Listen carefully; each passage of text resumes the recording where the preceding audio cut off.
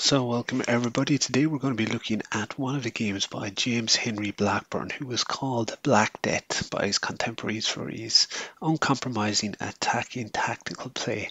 And we really see what a brilliant tactician he is in this game when he faced the very unsound Jerome Gambit. Now, Jerome Gambit, as we'll see, is where you give up two pieces for 2 pawns with the idea of getting one of those pieces back, and by bringing the king out of its protective shell.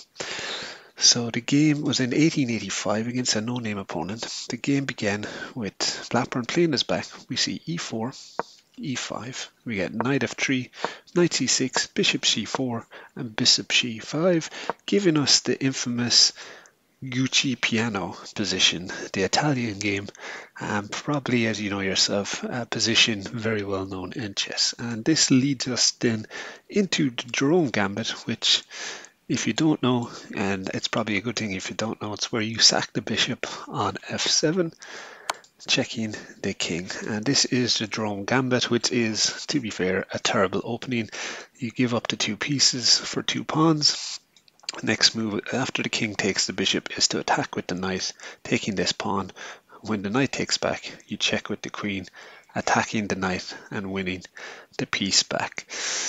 So a pretty dreadful opening, but it can work in bullet to some success. I played it myself up to 1800 level on chess.com with some success, so it can be done in faster time controls, but to play it in a classical game against somebody like Blackburne is just absolute craziness, and we'll see how this game continues.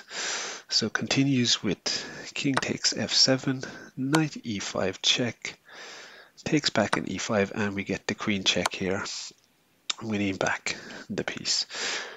Blackburne goes g6, not the best move, and now with the queen taken, attacking both the rook and the bishop, Blackburne decides to go d6, which is a blunder here.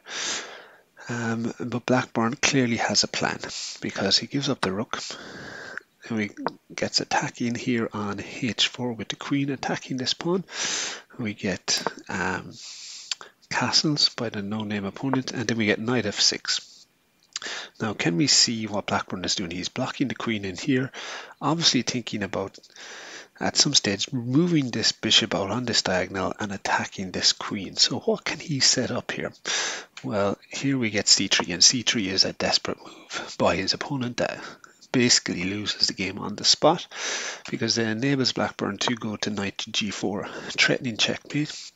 And now we get h3, then bishop f2 check. Now we say, well, can he not just take back with the rook? Well, he can't, because it allows queen captures with a check, and when the king moves, it's checkmate. So he can't do that, so it forces him to move king to h1, and then we get the brilliant move bishop to f5, attacking the queen but getting the bishop out. But you might think, well, how is this a bad move? Because you're just giving up the rook. This bishop isn't actually going to do anything. Well, let's see what happens. We get queen takes a8, and now this is a forced mate in 2. So please take a minute or two to pause the game, pause the video, and see for yourself if you can see the process. So we've already had one brilliant move. There is another brilliant move, which would be 2 brilliant moves and 14 moves by Blackburne, which is a pretty high percentage. I'm sure you would agree. So the winning move here is queen to h3, forcing the move. Pawn captures, and now we see the brilliancy of bringing the bishop out here, because it's bishop to e4 checkmate. So really a wonderful attacking game by Blackburne here. I'm sure you would agree. So thank you for watching, and please subscribe, and thank you.